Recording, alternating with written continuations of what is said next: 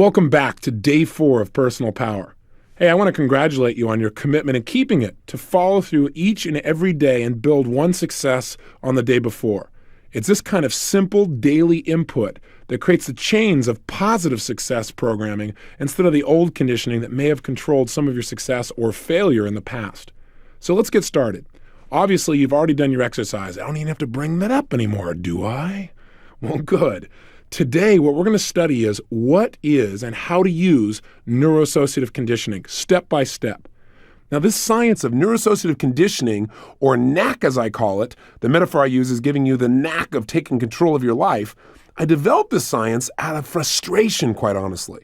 You see, for many years, I've been considered to be one of the top experts in the science of neuro-linguistic programming.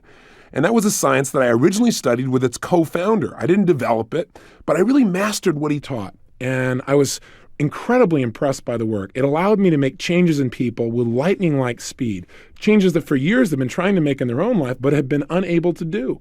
In fact, I became rather famous in a short period of time by getting on national television and basically challenging other therapists, saying, bring me your worst patient, give me somebody that you have difficulty with, or give me somebody out of your audience right now that's got a lifetime problem, maybe a phobia, for example, and I'll eliminate that problem right here on television over the next 30 minutes. And it wasn't a magic bullet. It didn't work in every case, but fortunately, it worked every time I was on TV, and that really helps. But the bottom line is I got frustrated where it didn't work.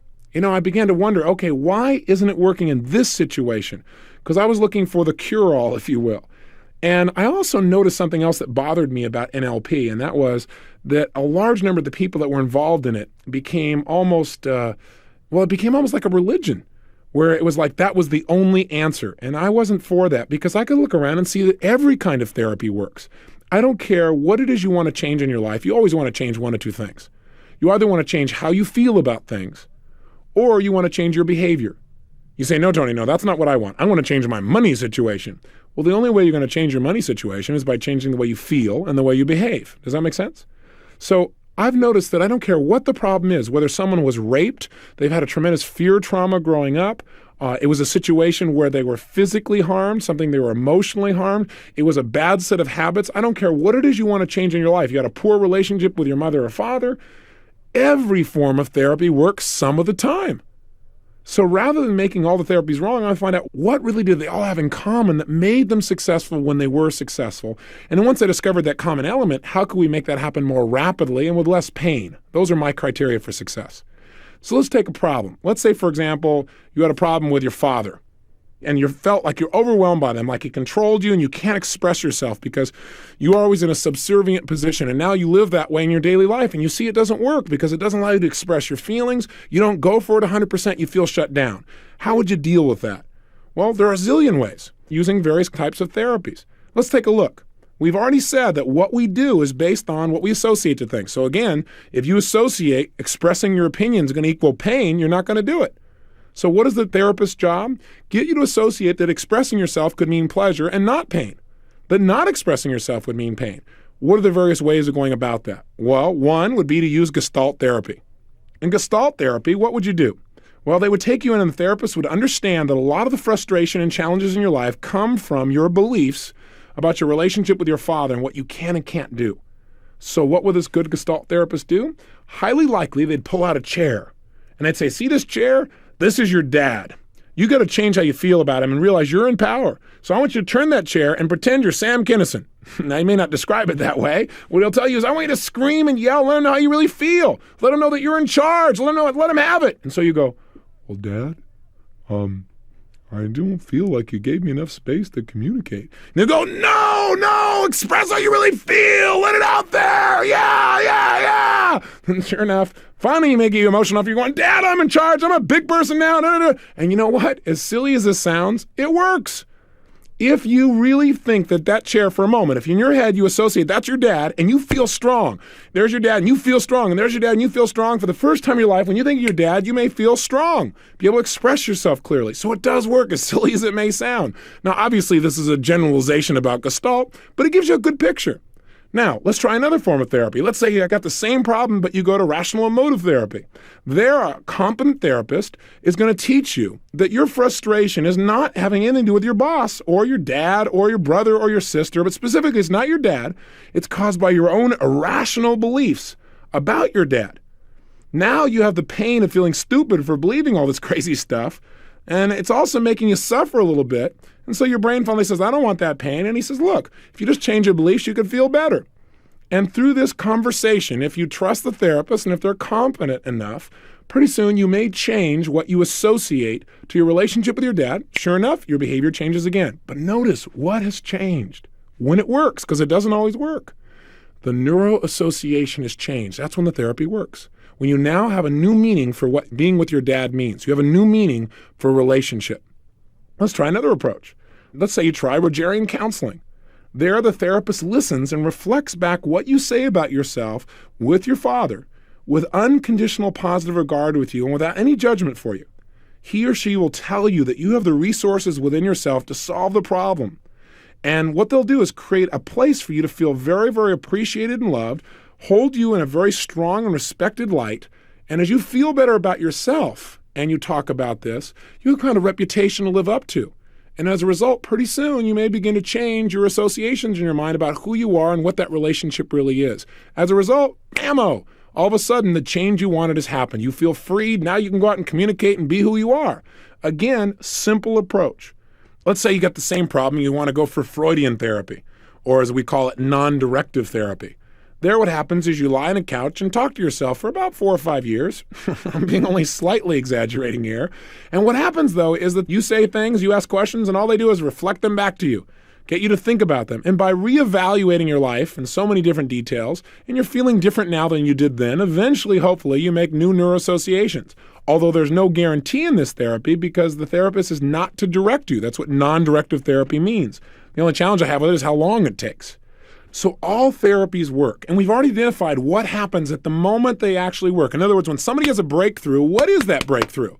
The breakthrough is at that moment, the meaning of what's happened in their life has changed. They've changed what they associate to that person or that situation. For example, if somebody had been raped, they're going to continue to have trauma until they change the meaning.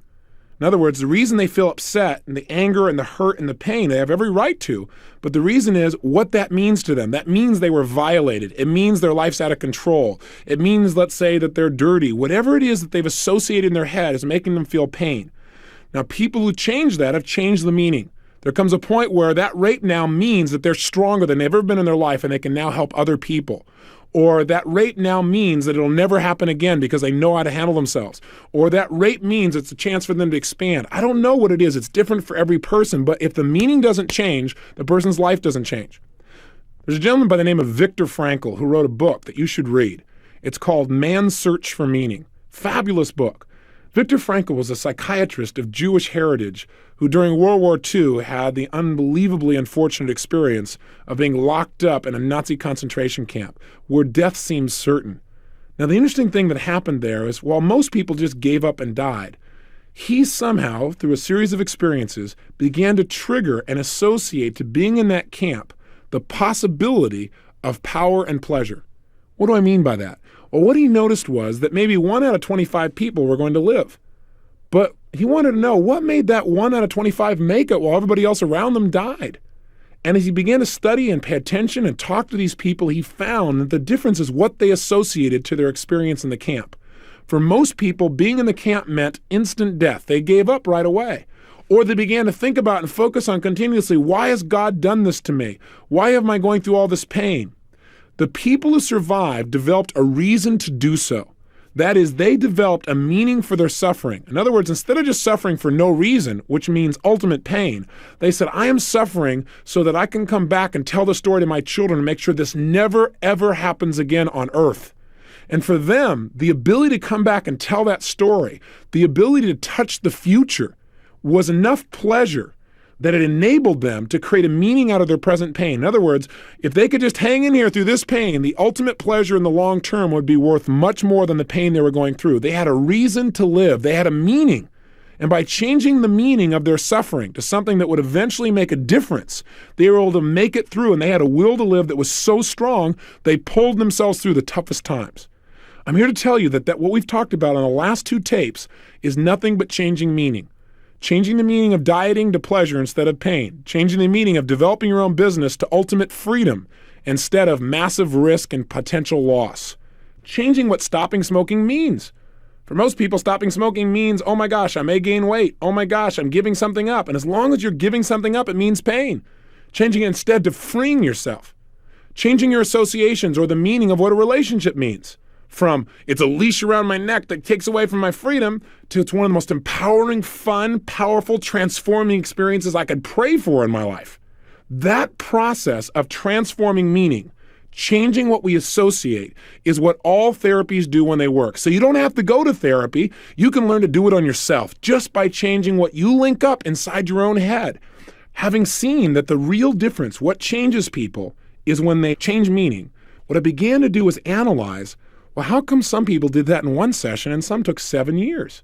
Well, part of it was the approach, obviously, the type of therapy that was used, but also part of it was, where was that person and their level of commitment to making a change? I mean, I know some people, you could change them in a heartbeat. Didn't take any effort at all. Other people, boy, you really had to push. And some people never seemed to want to change at all. They kept coming, they'd want to pay somebody, they want to go talk to the therapist, but they don't really want to change. So I began to look at what was it that got somebody to the point of really making the change in this session so that I could develop a way to create results in people literally in 1 session instead of 500. When I taught NLP, neuro-linguistic programming, people would come see me and they'd want me to change them. And I would. I'd go in there and change their associations, and it really worked. But I also noticed that in some cases, not most, but some, after a couple of years, the change would go back. Let's say somebody was smoking and I got them to link to smoking, massive pain, and to not smoking, pleasure. Well, once that happened, sure enough, their behavior changed. Their brain needed to avoid pain, so it avoided cigarettes, and it wanted pleasure, so it moved towards the new behavior that we installed. But the whole idea of programming basically set me up. And that is, I got people actually thinking that I was doing something to them that they couldn't change back, which is not true. 2 or 3 years later, they needed some new way of changing the way they felt, and they went back to cigarettes for whatever reason, and they could go, see, this stuff doesn't work. And I'd say, what do you mean it doesn't work? It worked for 3 years. They go, yeah, but it didn't work forever. What I developed was a new metaphor, and the metaphor is that of conditioning, and here's the difference. Recently, I had somebody come to my house to tune my piano. Now, I don't play the piano, but I've got this great piano. That sounds logical, doesn't it? Somebody in my family is going to start playing it. It looks good, though. Hey, what the heck? But the bottom line is my kids are finally learning to play. So we have this guy come in to tune our piano, this great grand piano. And so the guy comes in, and he adjusts the piano, and the way he tunes it is he changes the amount of tension that's going on these wires. There's literally tons of tension on them. And in his doing this, I thought, okay, well, that's it. And he said, no, I got to come back next week. And I said, what do you mean? I thought you just tuned it. He said, yeah. He said, but see, it's been stretched in this way for so long that what I got to do is I got to retune it. And I got to keep stretching this new pattern in. I got to condition those wires so they stay this way. And I said, well, can't you just do it once and last? He goes, oh, because it's been pulling in that other way for so long now that you just got to condition it. And sure enough, even while he was there before he left, we tested it, and some of them had already gone back to the old way. So we adjusted them again, and now he has to come back out in another week. And then he's going to come back out again, I guess, in 2 weeks. Then he comes back out in a month. Then he comes out every 3 months. Then he comes out eventually every 6 months. Even to keep it the way it is, he's got to condition it at least twice a year. And that's my metaphor for life as well. I didn't become, quote unquote, successful in my life because one day I reprogrammed myself and everything was perfect. Most of the success that I experienced, the abundance I experienced mentally, emotionally, physically, spiritually, financially, is because every single day I condition myself to be at my best, to feel at my best, to give my best.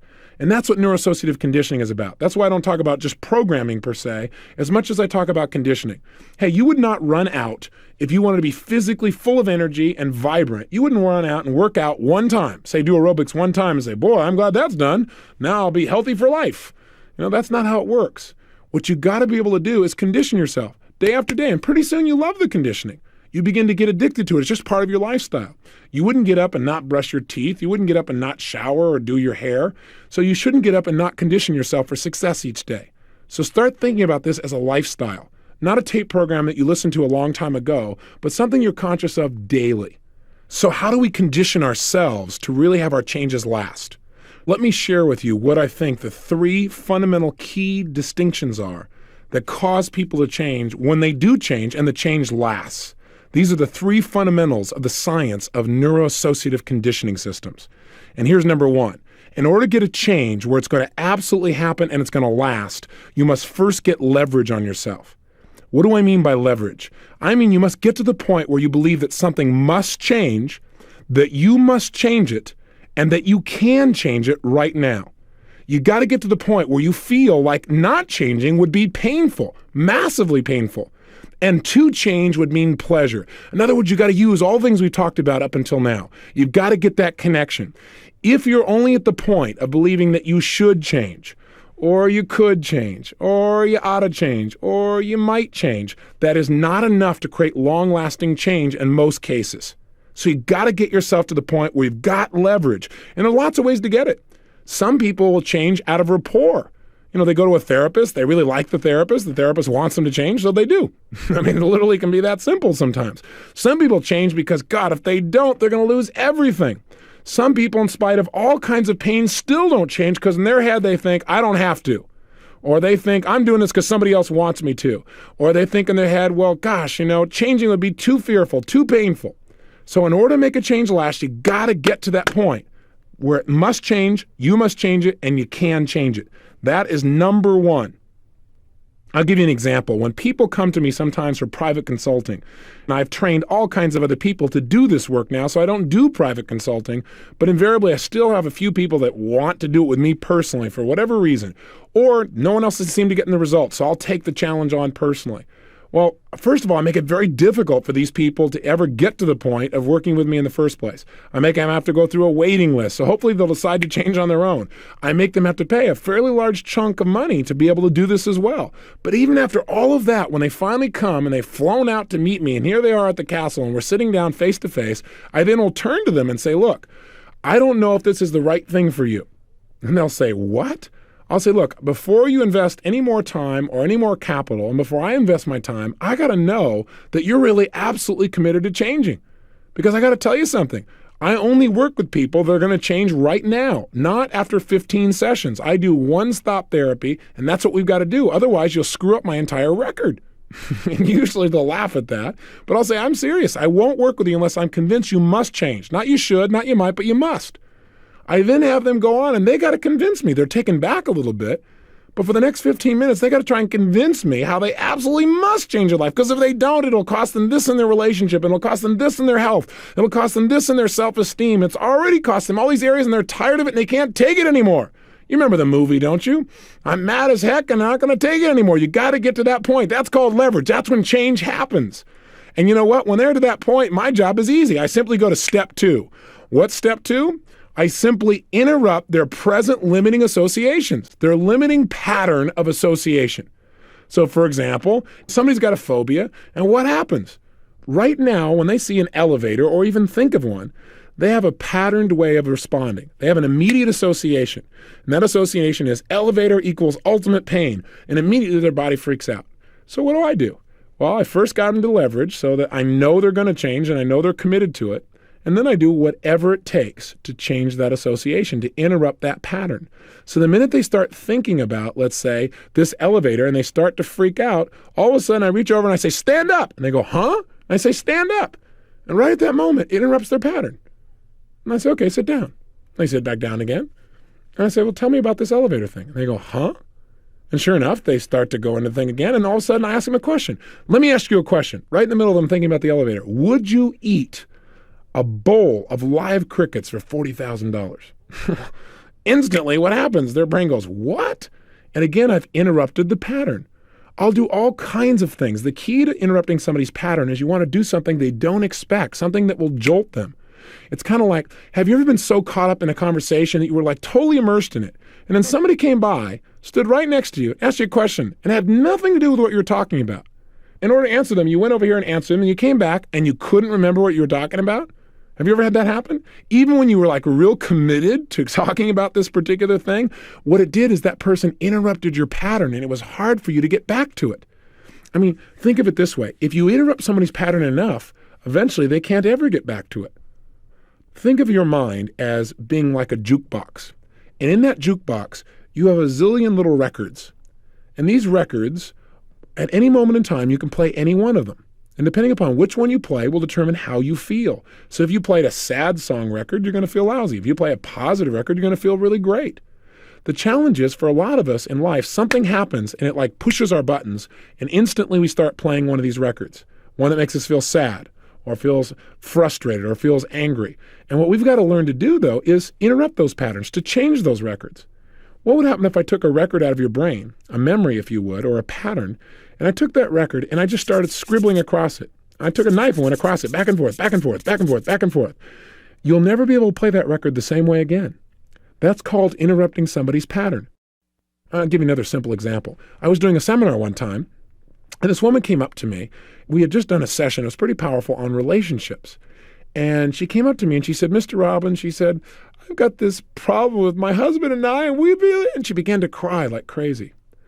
Now, I really care about people very deeply. So initially, in the early days of my really working with people, I would immediately say, hey, please relax. It's okay.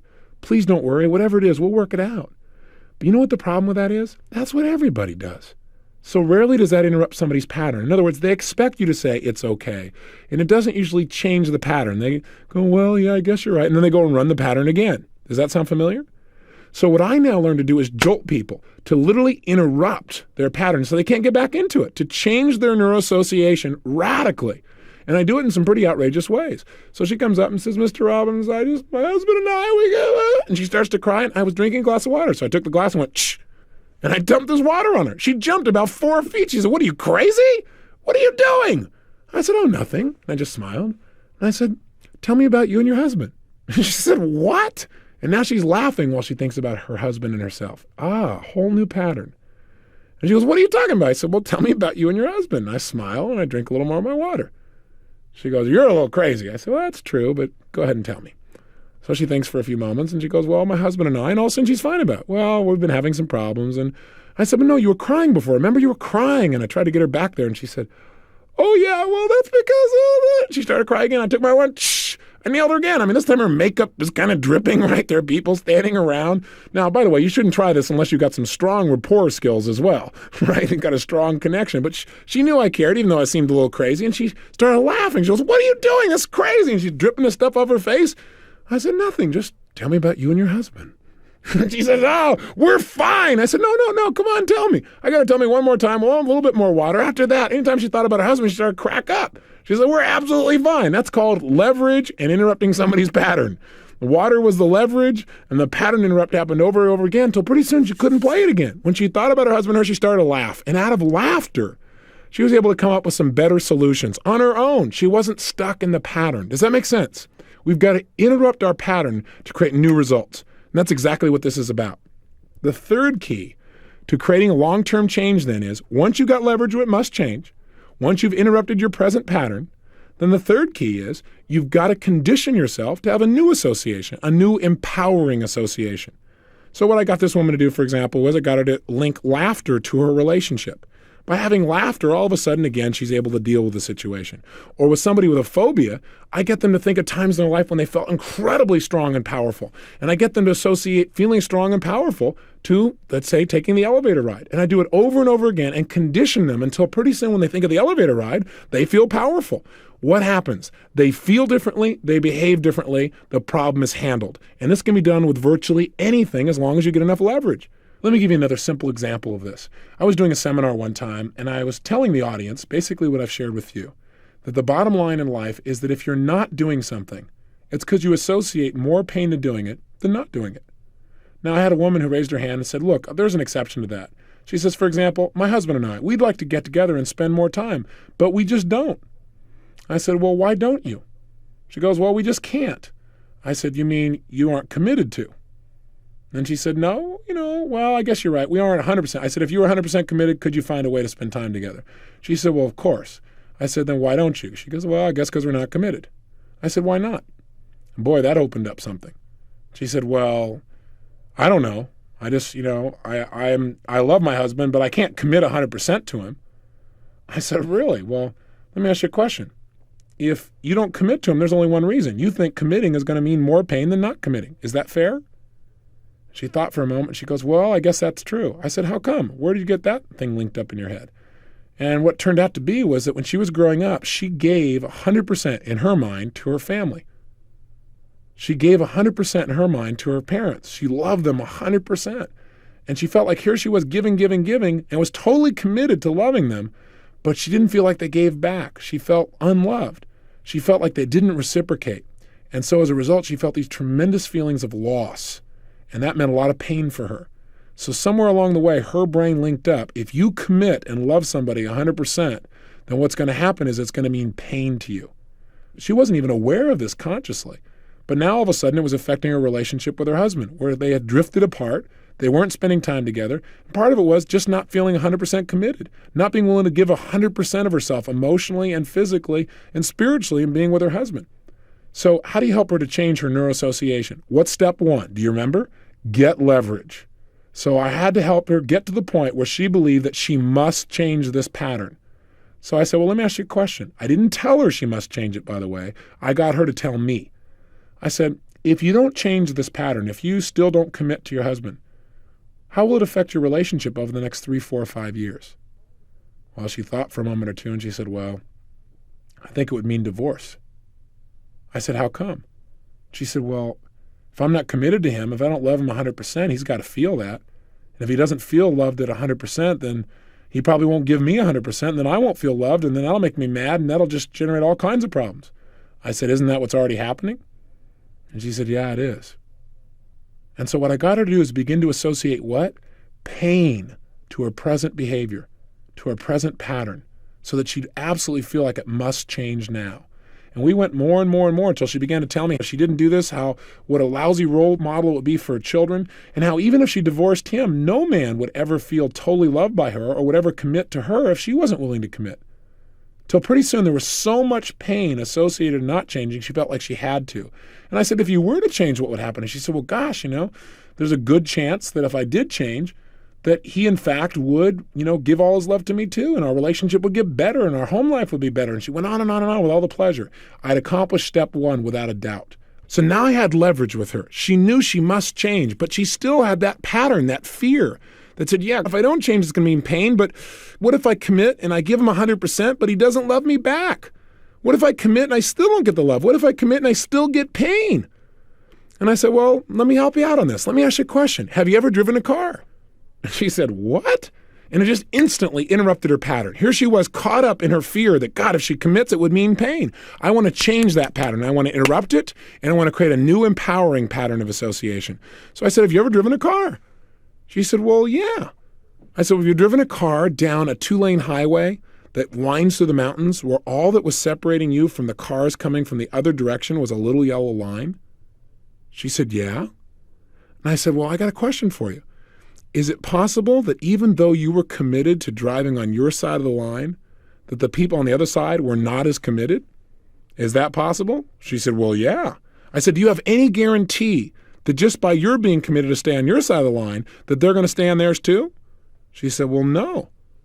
I said, in fact, is it possible that you could experience a lot of pain driving a car like that? That the cars that are coming the other way, 55 miles an hour, might accidentally, even without meaning to hurt you, come on your side and crash and kill you instantly. Is that possible? She said, well, of course. I said, then I got a question for you. How could you possibly drive on a road like that? How could you possibly drive through the mountains knowing they're cars of people you don't even know who are coming down the highway at the opposite side when you don't even know they're committed? And then I smiled, because she just said she didn't know her husband was committed to her. I said, how do you do that? How do you drive down a road and commit to your side not knowing what they're going to do? She said, well, you just got to trust. I said, oh. And I said, what happens if you don't trust? She said, well, then you can't get from here to there. Then you're trapped. I said, oh. And what she began to do was create a new association, that she was trapping herself. I said, you mean you can't have what you want if you don't just trust and commit? She said, yeah, I hear you. I hear you. That's true. So what did I do? I interrupted her old pattern, and I simultaneously helped her to create a new one. And I said, let me ask you a question. What's the best way to receive love? She said, well, to give love. I said, well, when you're being totally loving, do you usually receive love even without trying? She said, oh, yeah. And I got her to associate that committing and giving love meant receiving tons of love. At the end of this point, I said, let me ask you a question. What if your husband doesn't commit to you? What if you give him 100% and he doesn't give back? She said, well, look, some man will appreciate it. And if I'm always giving, I'm going to have a man in my life who appreciates it. There's no doubt about it. And I said, so what are you committed to doing? She says, I'm committed to go give him 1,000%. Give him everything I got of myself. If that scares him, I'll give him even more. If that scares him, I'll give him even more. And if he disappears and runs off, well, that's his loss. But I'm going to really go for it 100%. And she did. Simply by changing her associations. Go through the 3 steps. Get leverage. Get where you must change. 2, interrupt the pattern. 3, create a new association that empowers you. Now, I could have gotten the same result using Gestalt therapy, rational emotive therapy, virtually any form of therapy, but I'll tell you what the key is. The key is the distinctions about leverage and interrupting people's patterns. That's the key to making the change. I mean, I'll give you an example. Recently, I heard on the late night on the news there was an advertisement for a television program. And on this morning television program, they said they were going to have an expert who does 5-minute phobia cures. Well, that's pretty much how I became famous. I got on television and basically eliminated people's phobias right there on camera.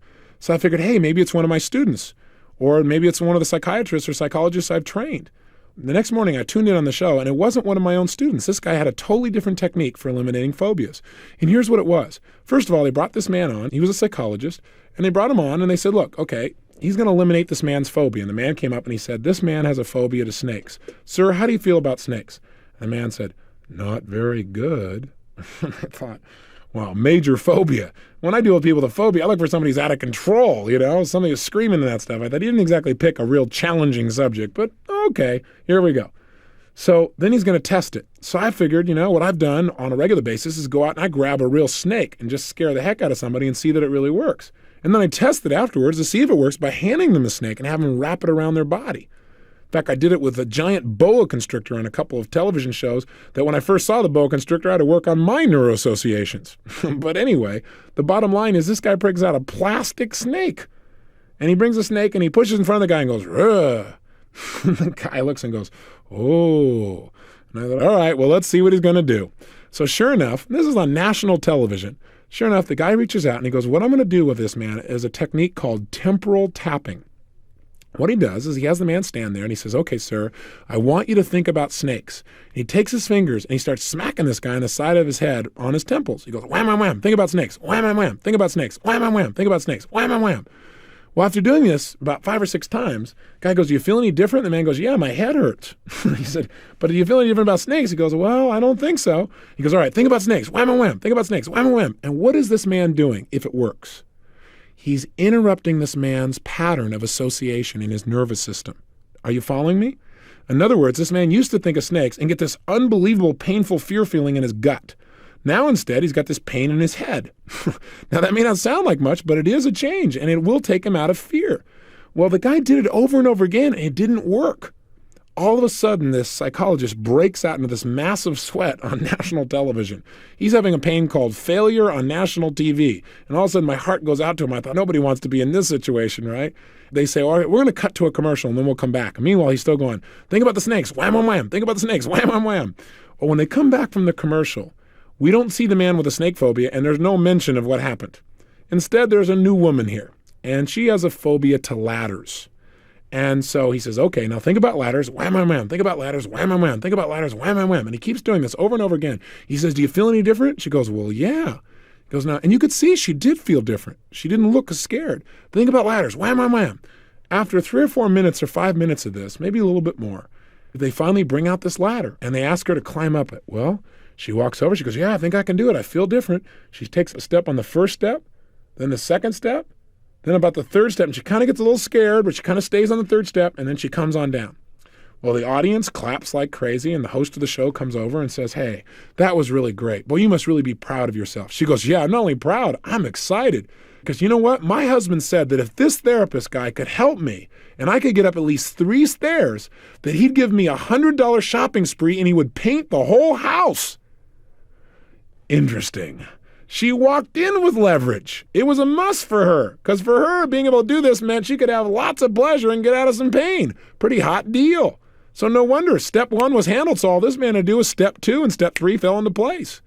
And the problem is when you go to a therapist and it doesn't happen, it's because they don't have leverage on you, or they haven't interrupted your pattern, or you haven't created a new pattern. So just go through those steps for yourself, and you probably don't need a therapist 99.9% of the time. And I think most therapists would agree with me on this. What's interesting about this story, though, is the host turned back to this guy, and they had like 3 minutes left in the show. And he said, well, 1 out of 2 sure isn't bad. That's a pretty good deal. But why don't you go here and work with John some more, because we didn't get the result with him. Let's see if you can pull it off. And he goes, no. He says, I think John's problem is that he's sick, and he's probably got a virus, so that when I'm doing this, it's affecting his way his body is processing this. And John says, I don't got a virus. And he says, well, he may not know it, but he probably has one. John says, no. The host says, well, come on over. Why don't you go ahead and work on him anyway? And the guy goes, oh, all right. And he gets up there and wham, wham, wham. Think about snakes. Wham, wham, wham. Think about snakes. Wham, wham. Nothing works, right? Finally, at the end, right, the guy's sweating like crazy. And he said, I think I could help him in private. I think he's just uncomfortable because all these people are watching him. And the guy goes, I'm not uncomfortable. I thought this poor therapist, he's getting beat up here, right? He's going to have a phobia to going on TV shows after this. Well, the bottom line is, finally, right, the show's about to end. And this gentleman who had the phobia says, I think the only reason I'm not changing is I don't really want to. I thought, what better example that leverage was missing. So those are the 3 keys to neuro-associative conditioning. Use them well, and you can make any change you want in your life because you understand the key elements that will make the change happen now, not 6 months from now or a year from now. And I want you to know, I know there's a lot to absorb here, so you might want to listen to it again. And each of these 3 steps we'll be using over and over again over the 30-day period here. So you'll get used to them, and you'll get a lot more examples, for example, on how to interrupt people's patterns, how to interrupt your own patterns, fear patterns, if you will, sabotage patterns. In fact, we have some specific tapes during these 30 days that are only on how to interrupt those patterns and make the changes. So take heart. For right now, though, let's start to use this at least. Let's begin to get some leverage on ourselves, interrupt our patterns, and create some new associations. Let's start with an assignment. Please pull out your success journal right now. And let's start out by taking those 4 things you wanted to change, 4 things that you should be doing but you weren't following through on. And let's make sure that you really make these things happen. How? Let's get some major leverage on ourselves. Right now, I want you to write down 10 reasons for each one of these 4. 10 reasons why you absolutely must make this happen now. And make sure that the musts include what it'll cost you if you don't, and all the great stuff you'll get by doing them. And we kind of started this process, but let's really hone it in so you feel major leverage that this is something that must change, you must change it, and you can change it and will right now. Write down why you absolutely can change this. In other words, make sure that first step of leverage is absolutely handled. Second assignment, I want you to make sure that you interrupt your own pattern. And the way you're going to do that is I want you to write 4 or 5 ways then you can interrupt your negative patterns. So for example, if you overeat, I want you to make one of your assignments to go to a gathering and not eat anything. Go to lunch with someone, have a social meeting, have a conversation, and experience the pleasure of being at a meal without having to eat to get the pleasure. Or let's say you're in the middle of an argument, and right in the middle of the argument, you have a pattern interrupt now that you've designed for yourself, which says you're going to grab your nose and make a silly noise like whoop, whoop, whoop. Something totally absurd. That when you're in the middle of it, the way you're going to get yourself out, you're going to reach up and go whoop, whoop, whoop. And you've got a way to interrupt that pattern massively. It'll also interrupt the pattern of the people around you. In the middle of your arguing like this, also you reach up your nose and go whoop, whoop, whoop. That will definitely change their state. They'll be wondering what's wrong with you, but they'll also begin to laugh, and you'll get caught out of the pattern. You won't get stuck. For example, have you ever been so caught up in a pattern of arguing, for example, you forgot what you're arguing for, but you knew you had to win? Well, this is the way to get out of it. Interrupt the pattern. Do something hysterical, do something weird, do something funny, but specifically, right now, make a list of 4 or 5 pattern interrupts you could do. You might want to create some of these for your relationships. For Becky, my wife, and I, we created these early on. I said, look, I don't care how much people love each other. I said, sweetheart, there are going to be times when you feel differently about things than I do, or we may get caught up in that pattern of arguing. I think spirited debate is a useful tool at times, but I want to make sure we never get caught in that point where we start getting so mad that we start saying things that we're both are going to regret later on. So why don't we work this out? Let's work out a pattern interrupt for each other. So if we ever get to the point where we're caught up in an argument and we're getting a little crazy, a little insane, if one of us gets sane even for a moment, we realize this is stupid, then that person is to interrupt the other person's pattern. And we made an agreement in advance. of something that we could whisper in that person's ear, and no matter what was going on, we just let go of it. Even if we knew we were right, we were just to let go of it at that moment, and we'd come back to it later on when we were in a better state of mind. But pattern interrupts can save a relationship. They can make things really work. The more you can do that, interrupt your own patterns, the more power you have over yourself. Here's the third assignment on this exercise. Create a new association to the change you want. In other words, whatever change you want to make happen, make sure you link tons of pleasure. And one way to do that is just think about all the things you're going to gain in your life and feel the gains. All the things that are going to be more pleasurable, all things that will be better by you making these changes. And do it over and over again by repetition. So whenever you think of it, you think of all the great things you're going to get. As a result, that new association will stay and things will change. So the assignment is, first get leverage on yourself. Write down 10 reasons why you absolutely must change this behavior or action. Also write all the reasons why you know absolutely that you can do it.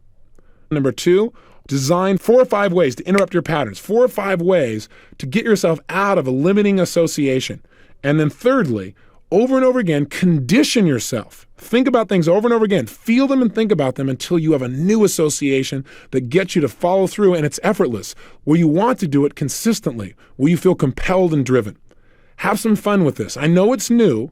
So was riding a bicycle at one time, and you may have fallen off in the beginning, but you didn't go, oh, I'm a failure. You just got up and did it again. So if this feels a little awkward at first, that's okay. Just go for it. And as we do it over and over again, you're going to get good at it where you don't even have to think about it. You can just produce the result. Go to work or to play, if you will.